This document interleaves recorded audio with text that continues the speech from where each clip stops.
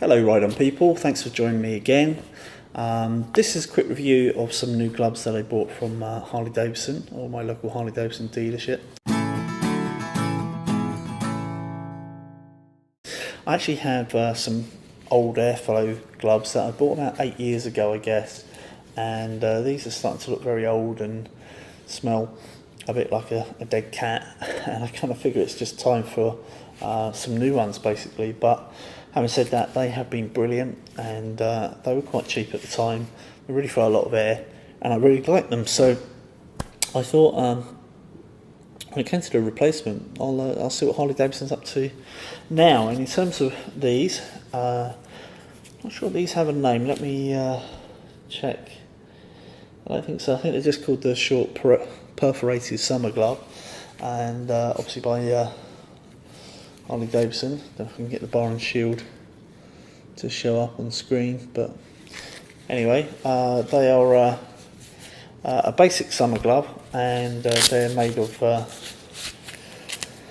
perforated fabric with a leather palm. Obviously your palm goes down first. There is a little bit of protection here, a little bit of double stitching and extra padding here, but not majorly so. I'd say they're somewhere between a ski glove, which is next to useless, versus a high quality leather glove, which is obviously excellent in a crash.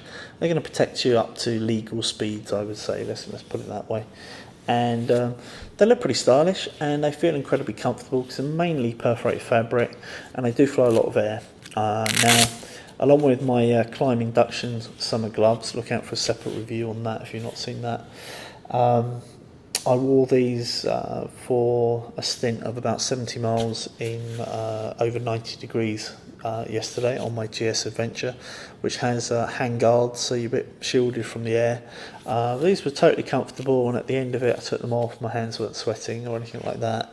I noticed they were flowing a lot of air, probably a little bit more than my new climb induction summer gloves, because they're that much more perforated. And I think if you live in a particularly hot environment, and particularly if you ride a cruiser or something like that, I mean a Harley obviously, I would say that's an A1 perfect summer glove. And at the money, $55, you know, if they last as well as my other ones did, kind of 8 or 10 years, it's just money well spent basically. You can't, and what can you get for $5 a year? Kick in the teeth, I guess. Apart from that, pretty good. And I'm a 2XL with this. As I mentioned in my other glove review, when I look at the online glove measurements, which is around this part of your hand, circumference wise, I tend to come up as a large, but in actual fact when I put on the gloves, they're nearly always a 2XL that I actually need. So I guess it's a bit like shoes. If you get the chance to try them on, which you generally can if it's a Harley glove that you can get from your local dealership, I would say you know, fit and feel of it is well worthwhile doing in person if you can, rather than ordering online. That said, $55, very difficult to go wrong.